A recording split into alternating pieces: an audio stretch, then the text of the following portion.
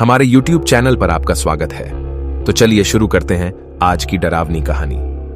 पुरानी मिल को छोड़ दिया गया था, लेकिन यह अभी भी अपने पूर्व श्रमिकों के भूतों द्वारा प्रेतबाधित थी। मिल का निर्माण 1900 के दशक की शुरुआत में किया गया था और यह कई वर्षों तक एक फलता फूलता व्यवसाय रहा था।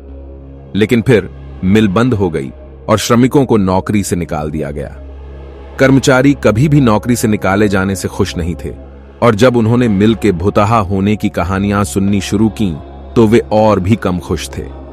कहानियों में कहा गया है कि श्रमिकों के भूत रात में मिल में वापस आते थे और वे अंदर जाने वाले लोगों को परेशान करते थे। एक रात किशोरों के एक समूह ने मिल में जाकर यह देखने का फैसला किया कि क्या कहानियां सच हैं। वे मिल में घुस गए और खोजबीन करने लगे। पहले तो उन्हें कोई भूत नहीं दिखा, लेकिन अजीब सी आवाजें जरूर सुनाई दीं। उन्होंने पदचापें सुनी और उन्होंने फुसफुसाहटें सुनी। किशोर डरने लगे, लेकिन उन्होंने खोजबीन जारी रखने का फैसला किया। वे मिल में और भी गहराई तक चले गए और आवाजें और भी तेज होती गईं। अंत में वे एक कमरे में आए जो मशीनरी से भरा हुआ था। मशीनरी पुरानी और जंग लगी हुई थी और ऐसा लग रहा था जैसे वर्षों से इसका उपयोग नहीं किया गया हो। किशोर कमरे से बाहर निकलने ही वाले थे कि उन्होंने छाया में कुछ हलचल देखी। वे पीछे मुड़े और उन्होंने दरवाजे पर एक आकृति खड़ी देखी। वह लंबी और पतली थी और उसने सफेद साड़ी पहनी हुई थी। किशोर उस आकृति का चेहरा तो नहीं देख सके, लेकिन वे उसकी आंखें देख सकते थे। आंखें लाल चमक रही थीं। किशोर डर के मारे जमे हुए थे।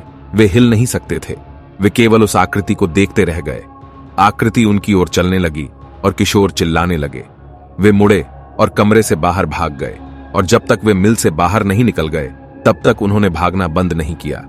किशोर कभी भी मिल में वापस नहीं गए और उन्होंने जो कुछ भी देखा था उसके बारे में कभी किसी को नहीं बताया। लेकिन उस रात उन्होंने जो देखा था उसे वे कभी नहीं भूले।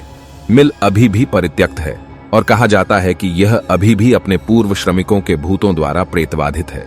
अगर आप कभी मिल में जाएं तो सावधान हो जाएं। आप शायद सफेद साड़ी में यह आकृति देख सकते हैं। अधिक दिलचस्प डरावनी कहानियों के लिए हमारे YouTube चैनल को सब्सक्राइब करें।